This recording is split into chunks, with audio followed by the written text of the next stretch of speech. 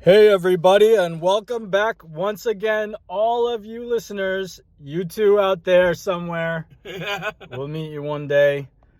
I have a very special guest here. I think this is going to be the best interview that we've ever done. Well, I don't think we've ever done a bad interview, Will. So I think either way, this interview is going to turn out pretty good. That's a great attitude, Dan, and it's based on reality. Yeah. We have a lot of good topics up our sleeve for this one, and we're going to start with one of those good topics. Dan, tell us about your book, how it's going, what's developing. Well, it's very good. I had to take. I've written many books, and I've had my series favorites, and certain characters are sort of protected in that they're sacred, and that they in the horror books and in gangster books and any books where a character could die, they would never be killed off. So I killed off a major character, and that usually only one other time that they got killed off, and it didn't hurt the book. That's always what you worry about, that you lose your fans if you kill off a favorable character. And I think for this it'll be somewhat, I think it'll really resonate with the readers and hit the readers hard, because I feel like they care about this character now. Rita was only killed once before, and that was my greatest horror book, so that makes me feel comfortable at this. Sometime I've done it before successfully, but in that one she dies at the very end. This one is more towards the final act, so she's in it longer, but like it's made to be like that she's gonna be the soul, one of the sole survivors, just based on her toughness and how she was trained from her dad in the Marines, and like she can protect herself, and she wants vengeance on the killer for killing Tyler, her boyfriend. And when she's at Pat's house, when it's just her, Pat, and her drinking, Pat sort of goes just upstairs to go to bed, and he's already been paralyzed early in the book in a wheelchair now, which was horrific enough that he had to go through that. But to make it more horrifying, I found inspiration and sort of copied something and made it my own. In Halloween 2, in Friday the 13th 2, the same thing happens to the final girl from the previous one. She looks inside the refrigerator to get some milk for the cat, and it's Jason's mother's head, severed head that she chopped off in the refrigerator, and she screams, and she gets it from behind the ice pick through the head.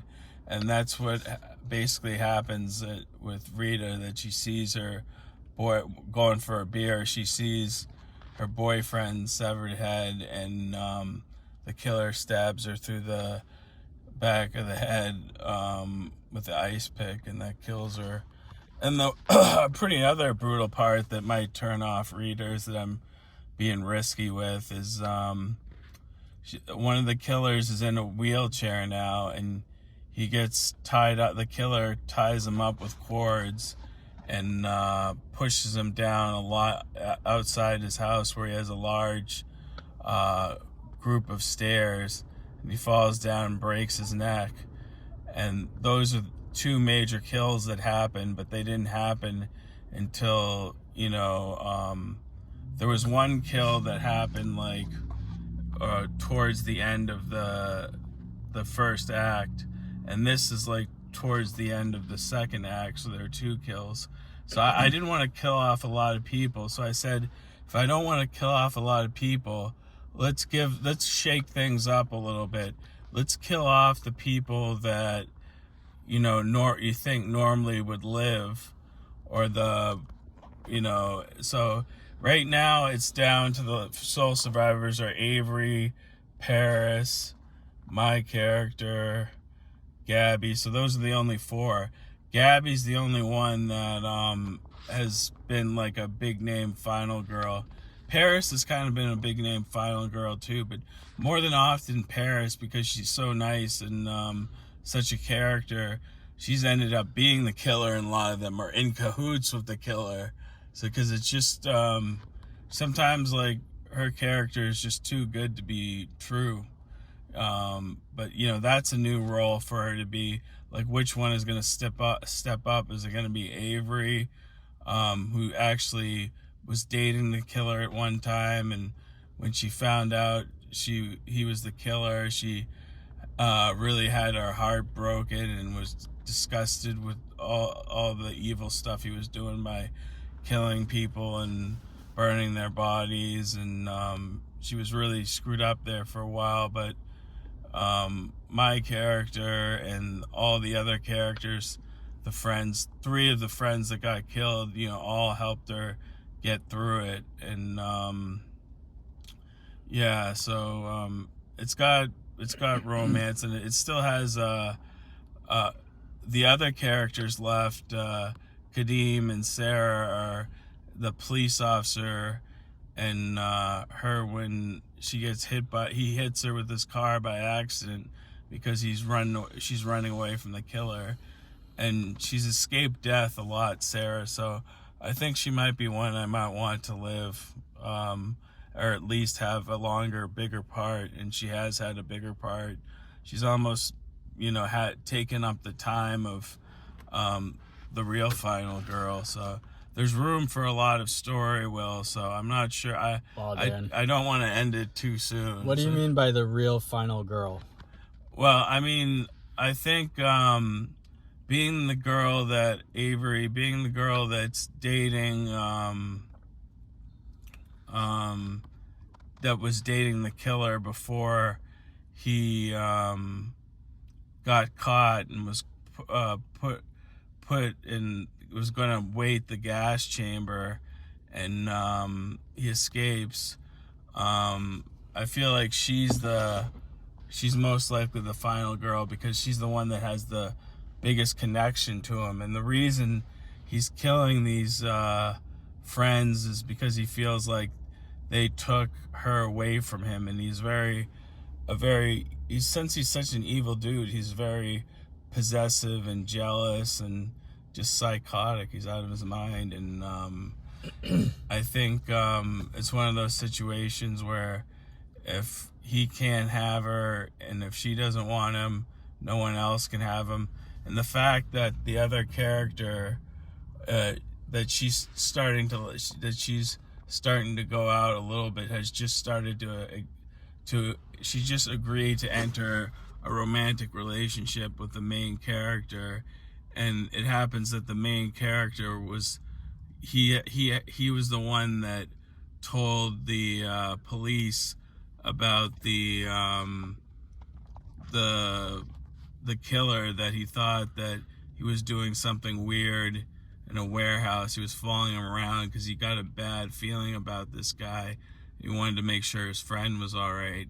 And he goes there, and he sees what goes on, and he tells the police, and the police just catch him. But the only people that know about it are the main character and the killer. They're the only 2 that know about it.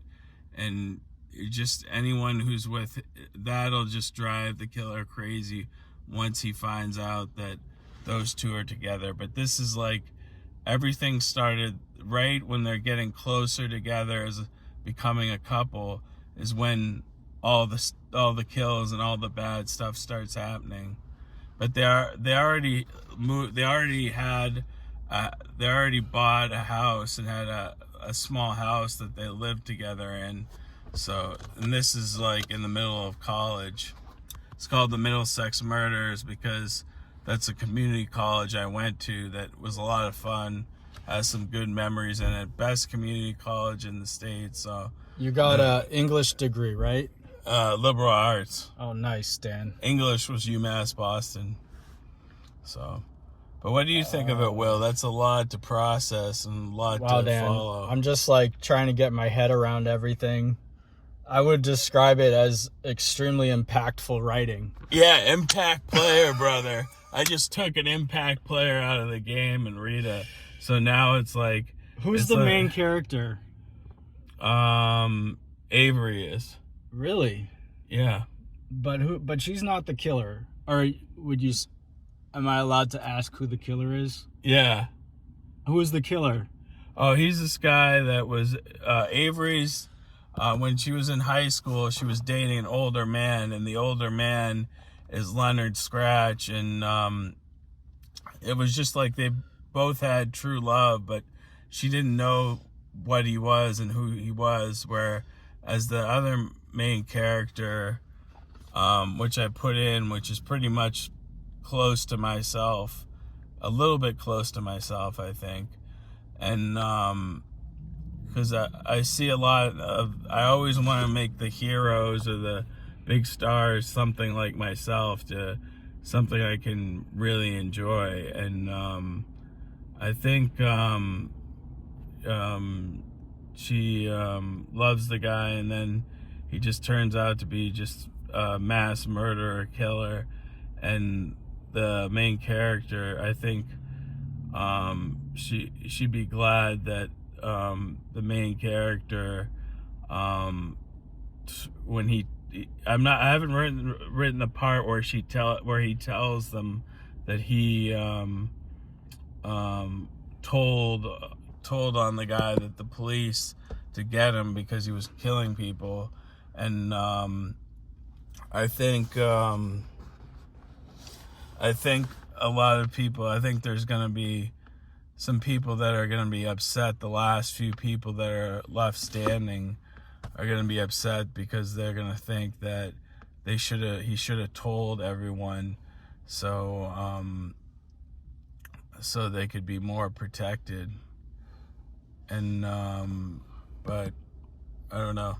It's a real wild story, but how many pages is it at this point, Dan? What's 20 times 20? What am I at? I'm trying to think. I'll say at least 28 times 20 pages. Okay, well, 28 chapters. We have at the Will Wisdom Interviews, we have a specialist for most things. Jonathan is our mathematician, and he is in the back seat. Let's ask Jonathan what that answer is.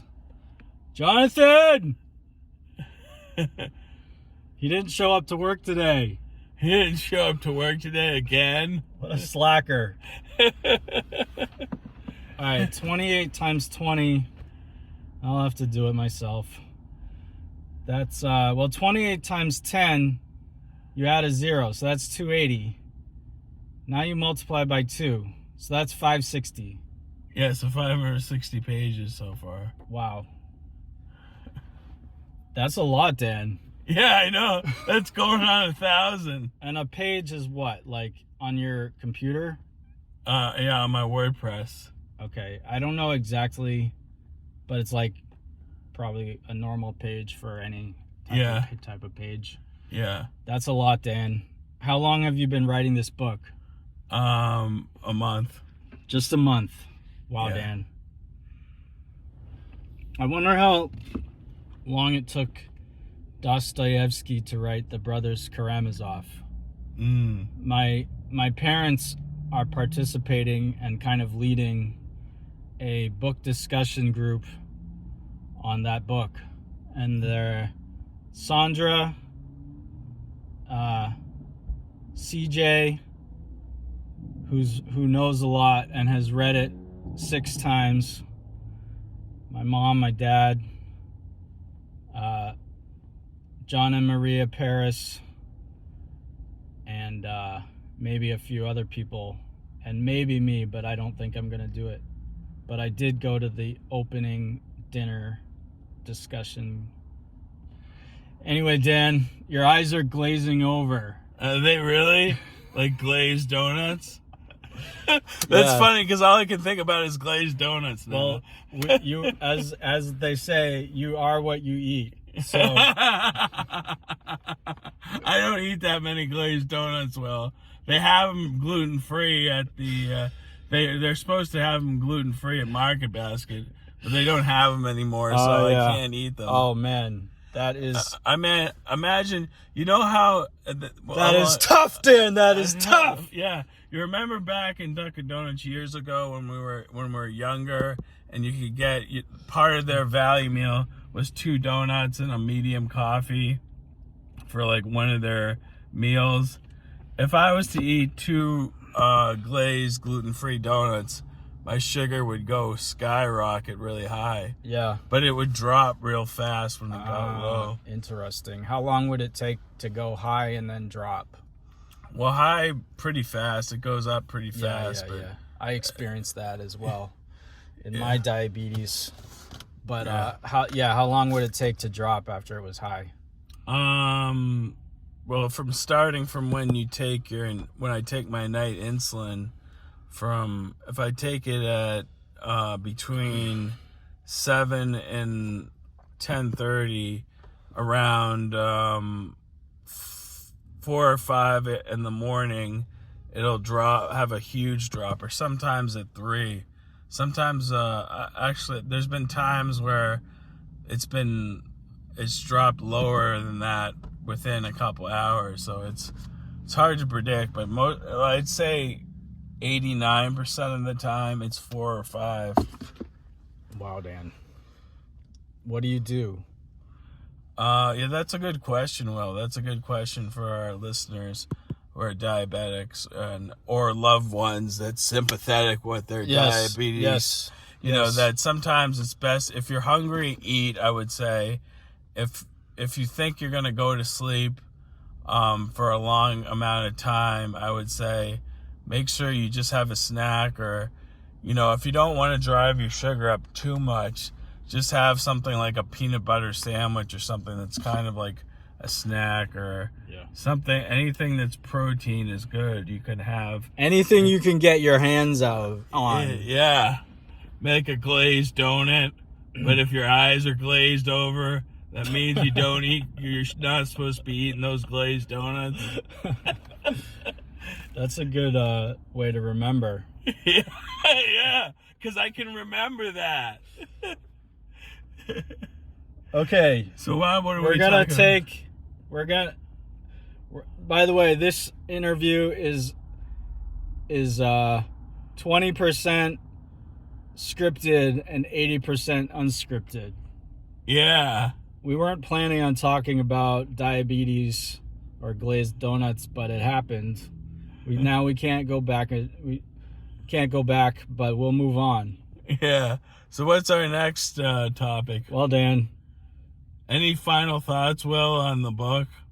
The horrific deaths of 2 of the main characters. I have one more question. Yeah. That I just have to ask you. Did you kill off? Now, you told me the main character is Avery. Yeah. And she's not the killer. No. But that's interesting. But I won't ask you about that right now. Mm-hmm. But, because we have to move on. But, did you kill off the main... Wait, Avery's the main character. Did you kill off Avery? No. She's not going to get killed off. Okay. She's going to be the last one? Probably the last ones that get killed off are the 2 that I just told you. Oh. They might get injured, stabbed, like shot, anything, but they're not going to die. Sorry, who are those 2 again? Those 2 were Pat in the wheelchair, Rita with the boyfriend. Right. Getting the beer from the fridge. And seeing his severed head. And then getting stabbed with a pick through the head. Yeah. Wow, Dan. That is impactful. An impact player, if you will. Taking some impact players out of the game and now you're left to oh my gosh, it's like Tom Brady getting injured or something. Yeah, no, it's not. Don't say it like that, man. Oh my gosh. Sorry. It brings up bad feelings. Sorry. Yeah, I'm really sorry, Dan. Yeah, well, it's good. It's good that it gives the characters like Gabby before she would turn out to be like, as of recent times if I've written about her, she's been more of a supporting player. So this is a chance for her to be a bigger player, and this is one of Avery's first big roles as the killer, not the killer, but as the star of the book. And this is also a big, for a long time, Paris has been sort of supporting roles, and now she's like in, one of the final main roles. Like you can have like it basically interchangeable. Aside from Sarah and Kadeem, I think those four characters, my character, the character of Avery, the character of Paris, the character of Gabby, those are probably the ones that are going to survive, and maybe one will get injured because... Sorry to interrupt, but when you say like the last one or the last ones, does that mean they survive or they get killed last? Well, they survive. They get like injured or hurt, and then that takes them out of the story, and it doesn't kill them, but it puts them in a different place. So it's kind of hard to believe that if you have 3 or 4 characters and just one killer, that they can't just take out one killer. There's like 4 of them against one. But the fact is that I'm in it and I'm the only male in it, and male left. So you're in the story. Yeah, I'm the main character. Oh, did you tell me that? Oh yeah, I think I did, but I didn't make that really clear. Wait. I thought you said Avery's the main character. Oh yeah, she is, but I'm like she's point A and I'm point B. Okay. So it's like so you're both like footing. You're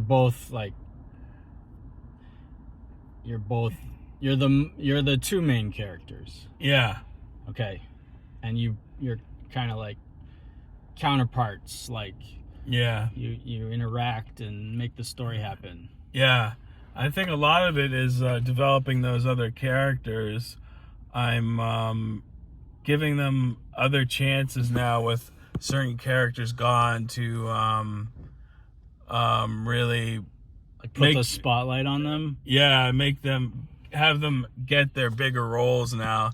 They got their bigger roles for a long time, and now it's like the whole retro, like the whole gang, the band is back together of the people that were really shaped this franchise, and those 1,000 short stories and all those 100 books and all those. They were all big players in that, and now they get to be together in one. And what did you mean when you mentioned the word ensemble? I mentioned that that's the way it started off, is like everyone was more equal, but now it's sort of turning into just 3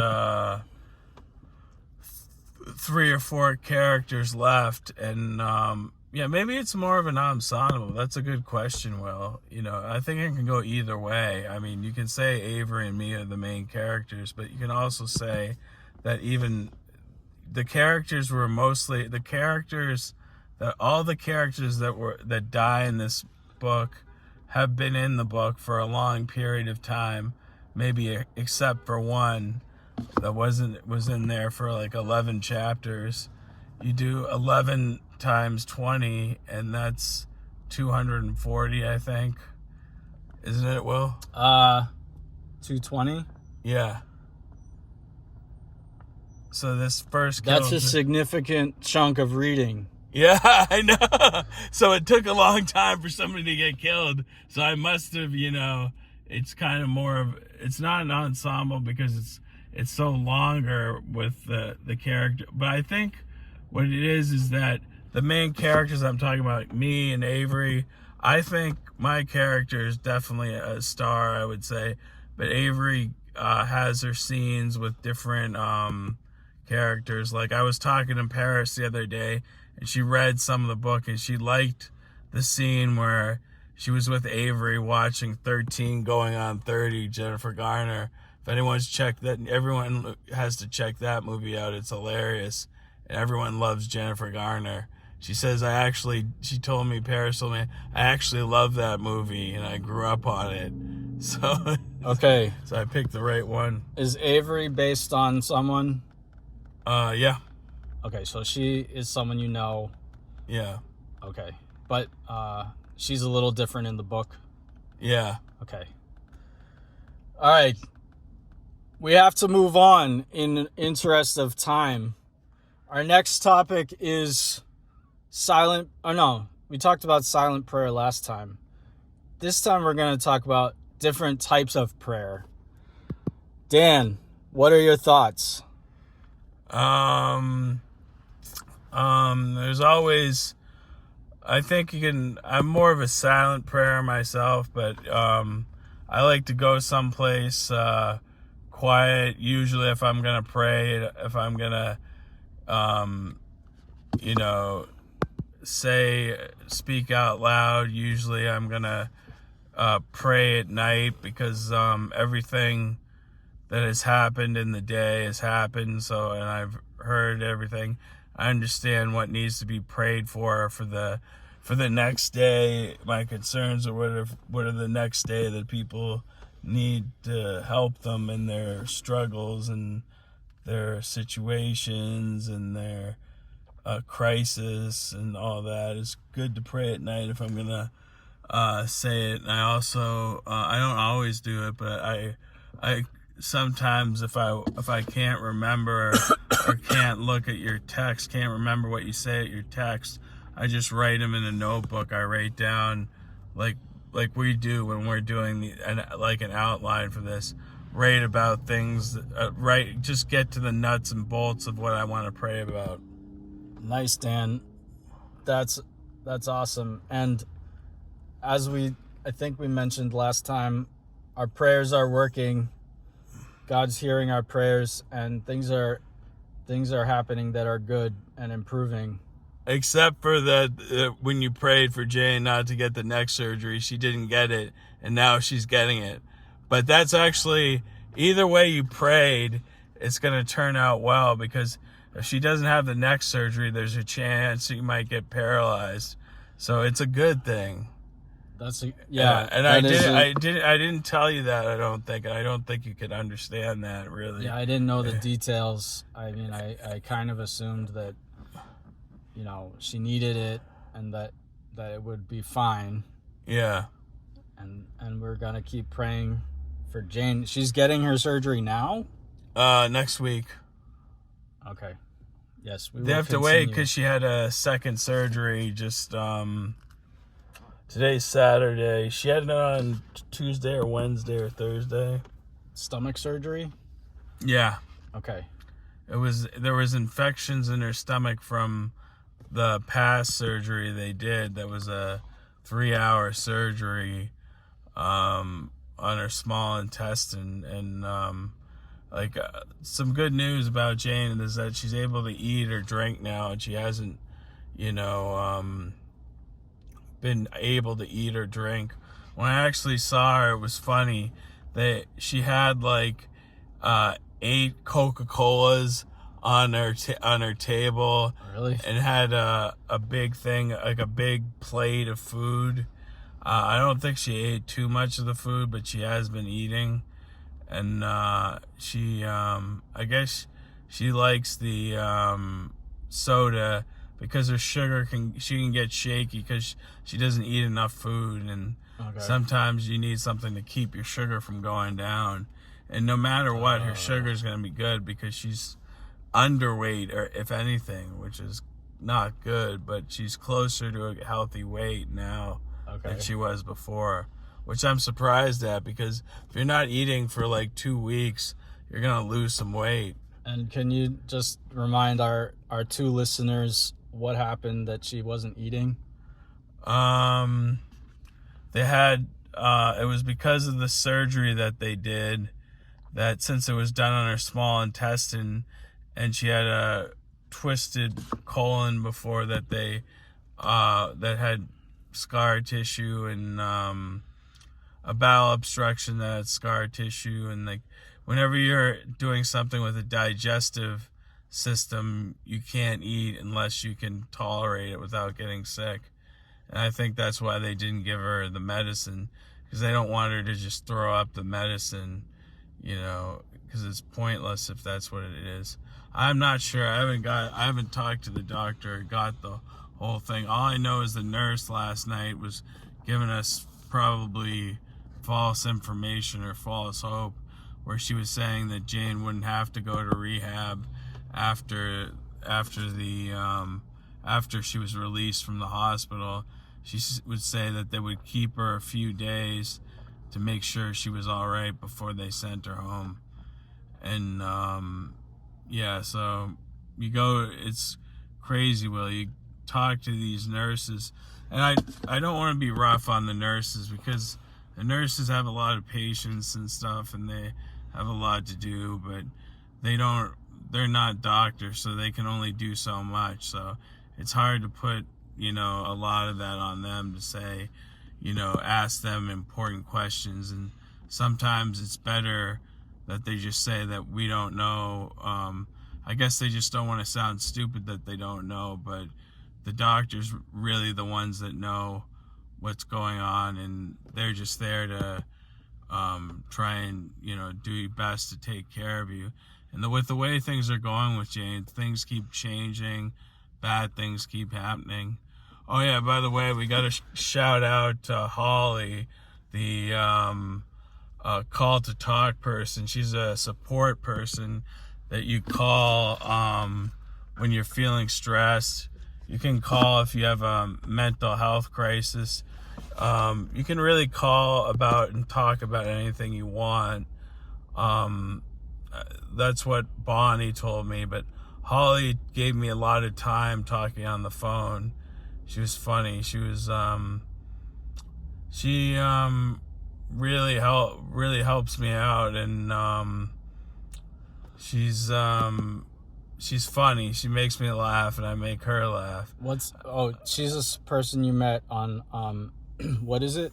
Oh, this is just a person I talk to regularly on the support line. After you've been on it for so long, you run into the same people. Okay, can you choose her, or you just get randomly with her again?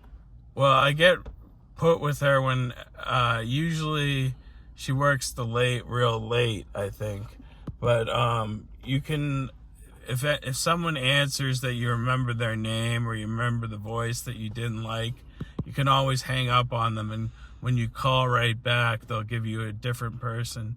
Like for an instance, if you don't want to talk to women, and you want to talk to a man about something, if women are answering the call, then you can just hang up on them and then keep going until you get a guy to talk to, or vice versa with a woman. You want to talk to a woman about something. Okay.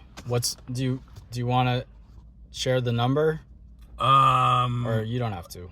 I won't share the number yet. All right. Maybe next time. That's fine. All right. So we're at a crossroads. Should we continue talking about different types of prayer, or should we move on to our other three amazing topics? What do you think, Dan? How do you feel? I'd just like to comment on the types of prayer. Yeah, I think we should do a little more on prayer. Maybe like 10 more minutes or something. Yeah, I think so too. I believe there are... okay, I'll throw this out there. I believe there are three main types of prayer: vocal, meditative, and contemplation. And I think when you say silent prayer, I think that is contemplation, where it's the highest kind of prayer. It's when you're just kind of being with God, hanging out with God, talking to God, enjoying being with God, and also talking with him about whatever comes to mind or whatever you're concerned about. I'm not sure. Vocal prayer is pretty clear. It's like when you pray out loud, Hail Mary, Our Father, what have you. Many different types of vocal prayer. But I think it's like anything you speak by yourself to God or with others to God, and also listening to God's important. I think that happens probably in all three types of prayer, but especially contemplative. And then in the middle, there's meditative, and I'm a little unclear about that, but I think that's when you like aid your prayer through like reading something spiritual or like listening to a great podcast or like ours. Something like that. I don't know. It's kind of in between like words and not words, but I'm unclear about what it is. Any comments, Dan? I just wanted to pose a question to you because I'm interested now. Because do you think, praying to God, do you think that in your life, if you would feel comfortable sharing, I'll share myself. Okay. Do you think that God has done do you feel like God has really helped you a lot in your life? Like, and are there specific situations where God, like you feel like God gave you, had you go through some tough times, but you had some really good times? Basically, just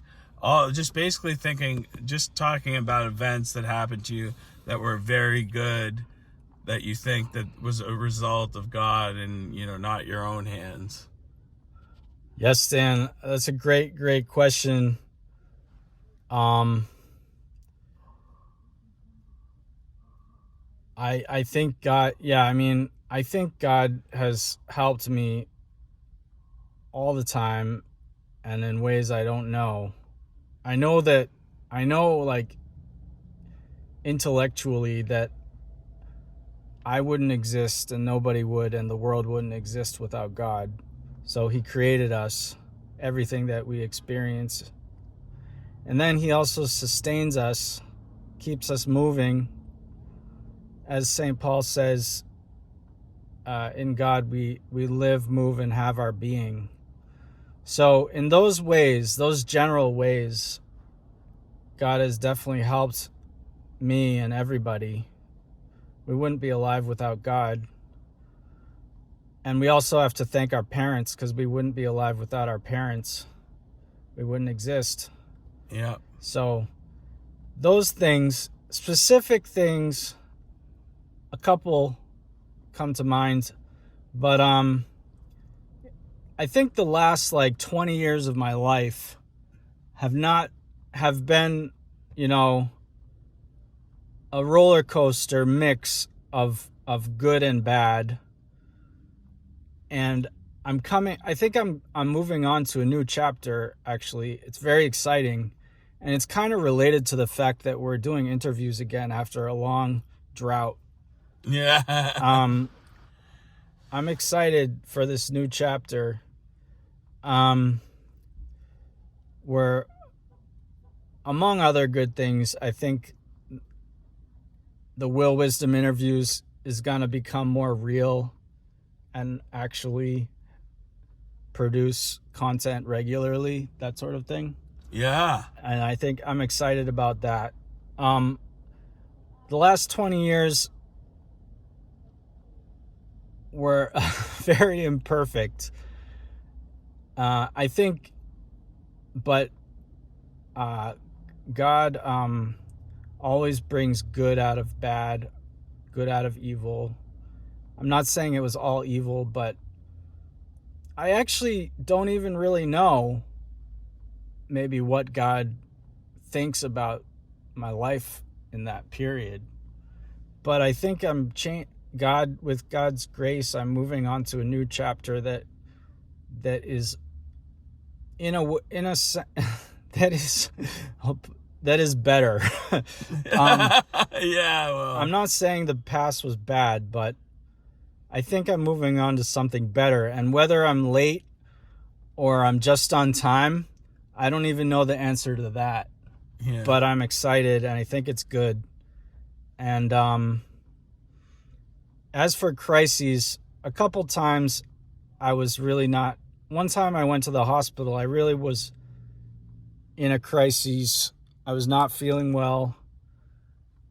And I like physically, emotionally, maybe spiritually, mentally, I was not doing well. And when I got to the hospital, they asked me to sign in with my name and stuff. And I told them that, and then they said, "Okay, we already have you in the system, except it says that your mother's name is Mary." And I thought that was a sign of God that our mother Mary was making sure I was okay in that difficult situation. Another time, I think Mary also helped me when I was having a physical crisis, and I won't go into that details, but I thought I might die. I thought I could die, and I prayed really hard to Mary to keep me alive, and she did. So That's good. Well, I'm glad you're still here. thanks, Dan. Glad I'm still here. You too. But for me, well, there's Dan. just been some ones that have been obvious to me. Like my dad found in the Metro, they're no longer a paper, I don't think anymore. He found out that you could get your college student loans discharged if you were disabled, but you'd have to get something from 3 places, and one of them was get it filled out for a doctor that you're permanently disabled. And I gave it to my doctor because that was the only option that would work. And he had known me for years about then, and I had really struggled really, really bad. And I felt like that was a situation of God bringing something good out of suffering from a mental illness, and just not doing well. I even forget about the struggles of the mental illness. The fact that the doctor filled it out, we had a 3-year, they had to watch me for 3 years to make sure that I was disabled, and that they kept an eye on me, making sure that I was, sick and going to the hospital and not well.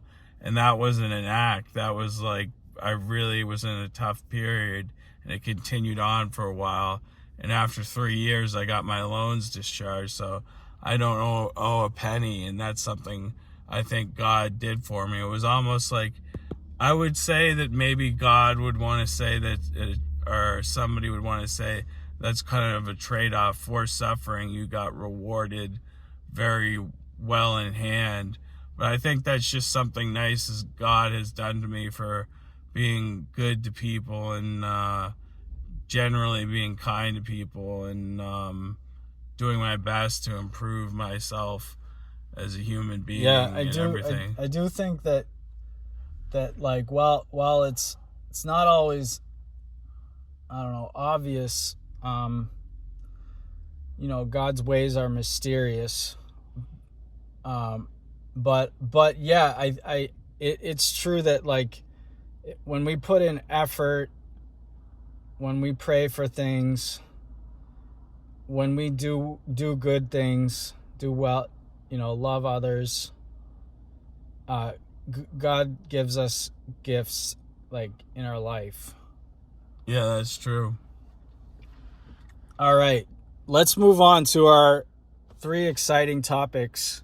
Yeah, I'm ready. I'm pumped. All right, the first one is coffee spills. Yeah, coffee spills. I Well, was in a car okay, recently. And they didn't put the cap on tight enough. and my dad was beginning to drive before I could put the cup in the holder, and the coffee spilt all over my pants and onto my hand, and it burned a little bit of my finger, and it burned my leg a little bit. It was like I was like screaming in pain. That was some hot coffee. Wow, Dan. And your dad was more concerned about the new car than me, my well-being for some reason.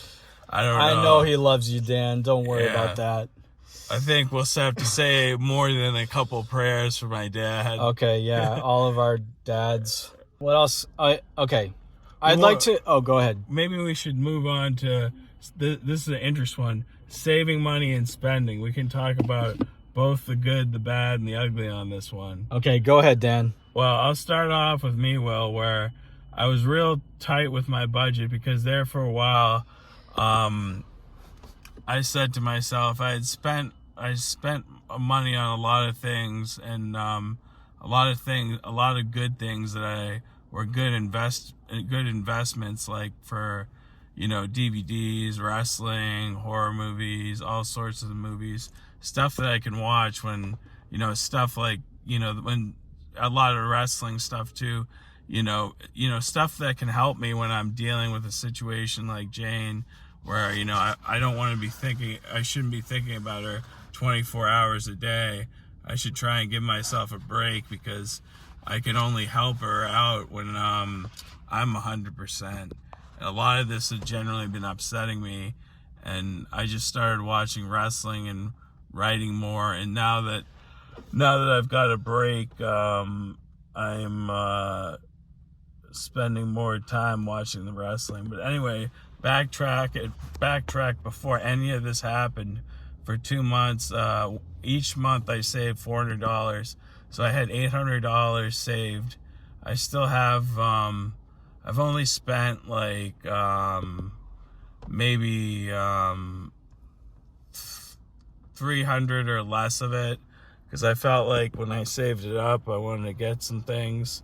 And one of the things that I felt like it was time for me, I try and buy in bulk when I need clothes or need something like that, or socks, or... Didn't you buy like 7 or 8 t-shirts recently? Yeah, 8 t-shirts. That's a lot of money considering they were expensive.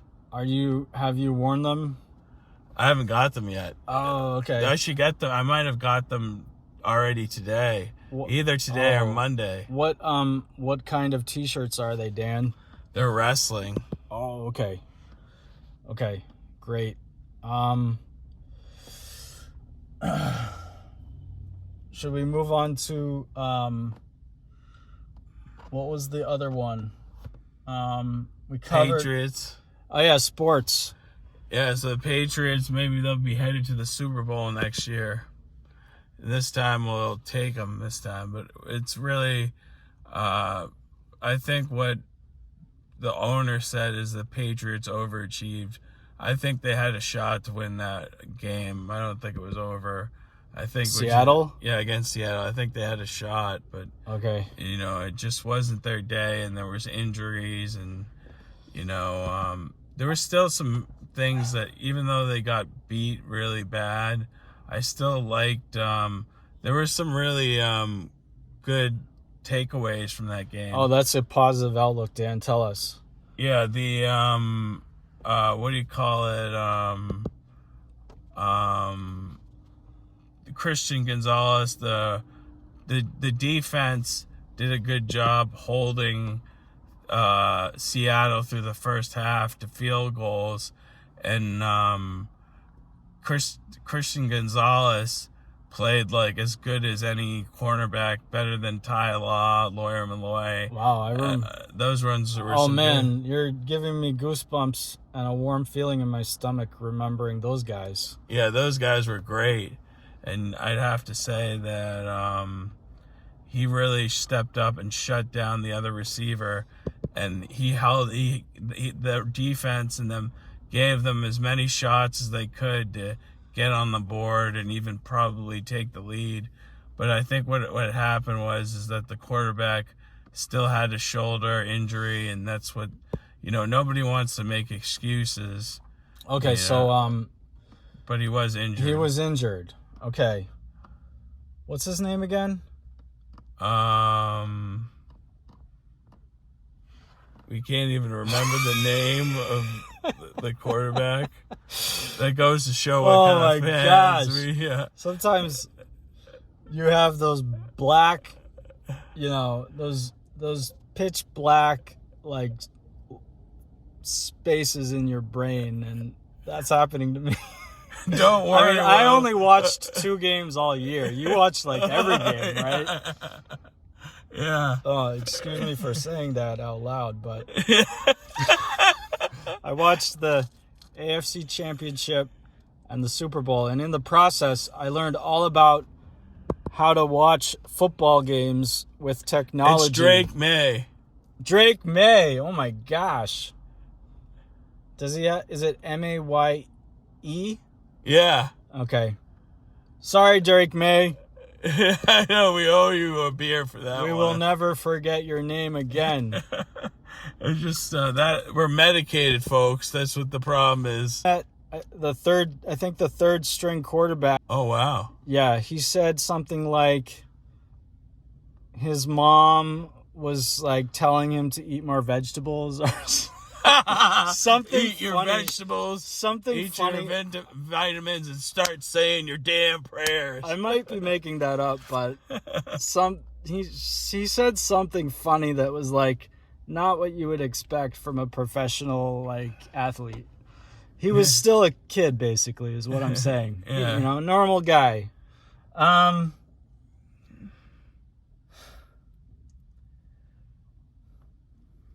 Celtics are looking pretty good now. Oh, yeah. Tell us about that, Dan. Well, the big thing is Jason Tatum came back, and he's playing well for them. I haven't really been able to watch them. I'll be able to watch them in May when the playoffs start, but which is a little while away. But they're finishing off their regular season pretty strong, and you said they're favorites now to win it all? Yeah, they are, with because of how good they were without Tatum. Jaylen Brown. Yeah, he took over. He's in the MVP conversation. I mean, he won it last year, right? He didn't win the MVP last year. Oh, he won the finals MVP. Yeah, he won the finals and the Eastern Conference MVP. Okay, but not the overall and not the like main one. Not the league MVP. Who won for it? the year. I think it was the Joker won that one. The Joker? Yeah. Who's that? That's Djokovic or something his name is. What team does he play for? The Nuggets. Never heard of him.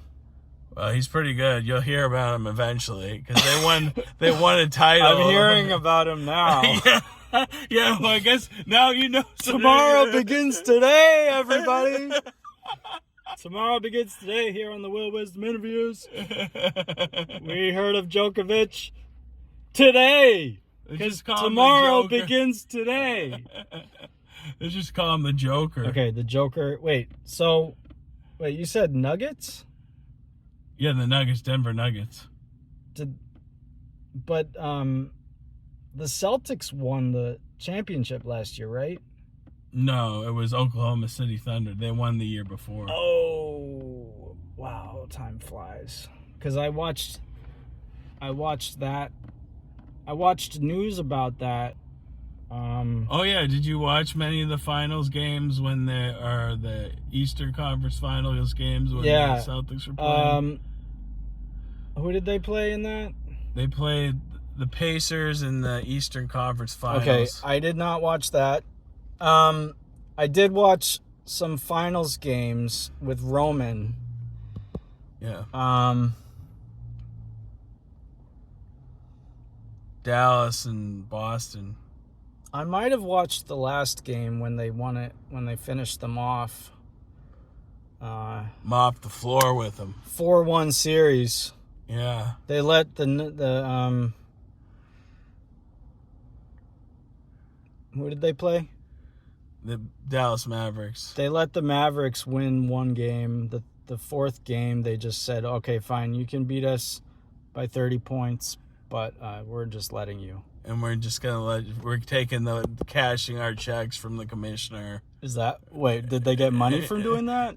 I think it's pretty clear that they did for them to play that awful. Wow. The game, and then the next game, all of a sudden blow out the other team. That is interesting. Although it's said, what Tommy Heights, and God rest his soul in heaven, said, is that the worst thing you want to have if you're a team trying to win the championship is if you blow out a team in a previous game and you embarrass them, because the next game the other team is going to be, since they've been embarrassed and upset, they're going to give it their all, and they're going to come at you like it's them not against just the team, but against the world. You don't want to wake a sleeping giant. Yeah.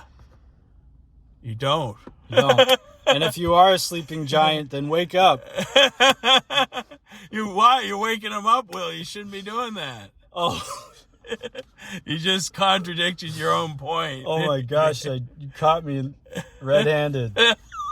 Wow, Dan. Thank you for pointing out my hypocrisy. What does hypocrisy mean? It means when you say to do one thing but you do another, or I don't know, like you do things that contradict each other. like you say you believe in love but you don't love. Oh yeah. Or you say you believe in truth but you lie to people, or that sort of thing. Yeah. Anyway, sad topic.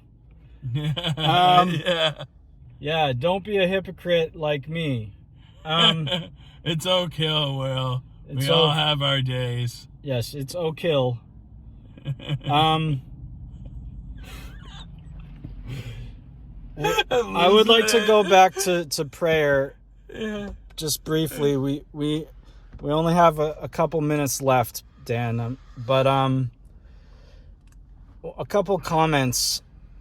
One is that it occurred to me that God is bigger, and his love is more powerful than anything we can possibly worry about or be afraid of. Yeah. Or anything that we might think is not okay because of such and such. It'll be okay. Yeah, I agree. Thanks, Dan. And then my other comment is another type of prayer that we didn't mention is that of offering things up. Like whatever you're doing, you can offer it to God, and that includes for his glory, and that includes prayers, works, joys, and sufferings, and anything you experience throughout the day or do throughout the day, you can offer it to God, the good, the bad, and the ugly. What do you think, Dan? I think you're right. Well, 100%. Thanks, Dan. That's what I like to hear. That's why I brought that up, actually.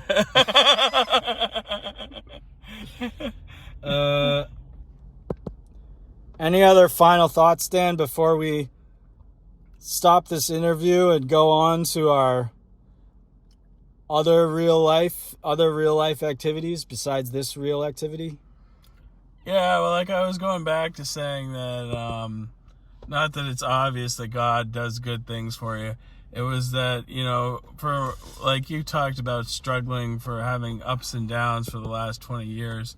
I think it was only 5 or 6 years I went to UMass Boston because I had a couple of years I had to take off for medical reasons, and when I came back, I was sort of, everything seemed to work out where it had a perfect ending for me. Like God had given me to finish the second half of what I was doing.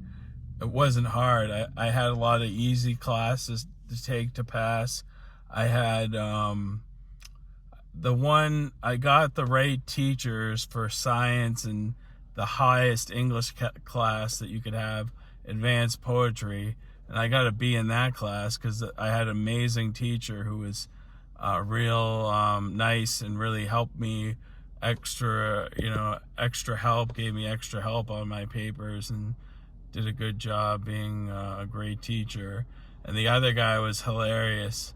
The science guy, he was an older guy, but he was funny. He used to call me Old Faithful when I used to go to the study sessions. And why did he call you that? Because I was the only one that would walk into the room and be there. Like 3 people would go there for the study sessions when it was final exam time. There was no seats left for anybody. Everyone was going for extra help because they needed it to pass. Oh, wait, but you said it started out as just 3 people? No, that was at the study sessions. Oh, wait. His actual classroom had 100 people. And did 3 people show up to the study sessions or just you? Well, sometimes it would just be me, sometimes 3 to 7, sometimes 5. Okay, but you were always there? Yeah. Nice, Dan. And also what was funny is because we for the class, we used to sign in our names, and you would sign your names on a piece of paper, and you would hand it to the next person, then give it to the teacher. And the teacher said, I have an announcement to make. A scientific discovery has been made. The students have signed themselves in, but the student is not there. They've disappeared into thin air. How did that happen? They just had a friend write their name in and have them not show up to class. To the class, or the class, not the study session? The class. They wouldn't show up for the class. That is scandalous. Yeah, and so he had to make everybody call out their names. I see. But yeah, he was funny like that. And the first time I had him, because you had to pass the class with 2 parts, and he said the first part, he said, I want everyone to understand, right in the beginning, he said that this class, you don't need any background in science. This is a science class for people who are not good at science. That's awesome. And his goal was to pass us. That's why he had study sessions. Oh, man. He had appointment sessions where you could meet with him one-on-one. So that's awesome, Dan. And he always had the rule, if you got 3 A's or had an average as an A for all 3 first tests, you skip the final and you get to go home, and you don't have to take that final. And I did it the first time, got all 3 A's, so I was pumped. And so was this other lady who was at the disability office, where she got it too, and she was happy. And then Anastasia raised her hand, and she was like, I have 4 A's. 4 A's? What? Anastasia. 4 A's. Sorry. Lame joke. Oh, sorry, I didn't follow it. It's okay, Dan. We can listen to this interview 20 times later. Yeah. We'll eventually follow everything we said. Yeah. I had 1 or 2 things to say, but I forget them. So should we not erase, but should we say goodbye to our 2 listeners now? Yeah. Goodbye and have a good night. Goodbye. Good luck and good night.